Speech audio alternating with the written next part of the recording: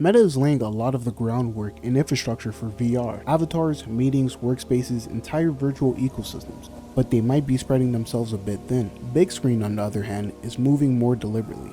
They're known for creating one of the most immersive and social viewing experiences in VR. They also work on other platforms like Steam VR. They're not trying to replace reality, they're trying to make being present in VR feel good.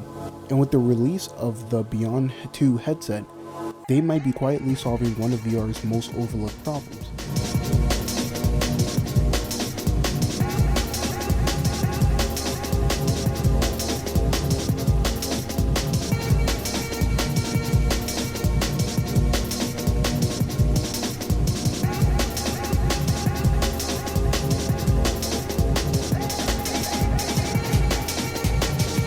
The Bigscreen Beyond 2, it's not built for every kind of user, it's built to fit you.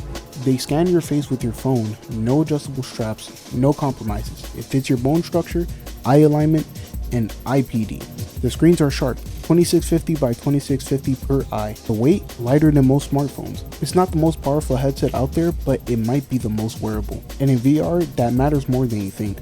At the heart of Beyond 2 lies breakthrough optics, engineered for ultimate visual fidelity. Beyond 2 introduces an unbelievable 116-degree diagonal field of view, beating even the Meta Quest 3 despite being a fraction of the size. Additionally, it is a massive improvement in visual quality, with 100% edge-to-edge clarity and a large sweet spot.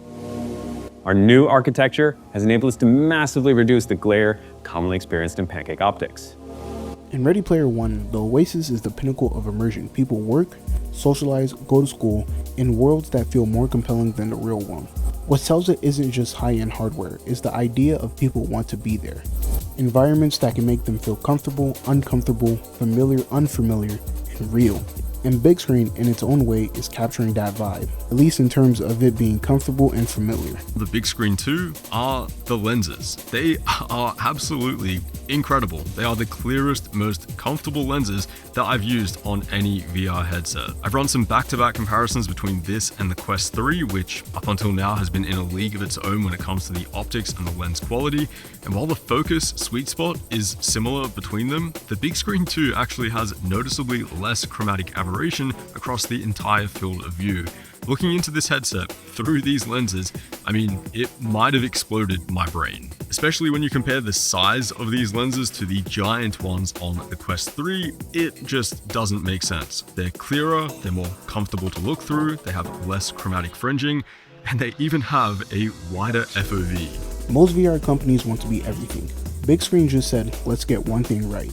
They're best known for their social viewing platform, but they also support desktop sharing, live channels, and integrate into other VR ecosystems. The UI is simple, the interaction feels natural, the experience just works. If you actually break down the tech behind the OASIS, we have almost all of it, or at least the precursors. The challenge now is refinement, integration, and making everything feel seamless and comfortable. Bigscreen Beyond 2 doesn't solve all of VR, but a headset that's custom fit, lightweight, and immersive, that's the right kind of step forward. Would you spend more time in VR if it actually felt better to wear? What part of the OASIS do you think we'll see first? Me personally, I think it's going to be social spaces. Drop a comment, more deep dive soon.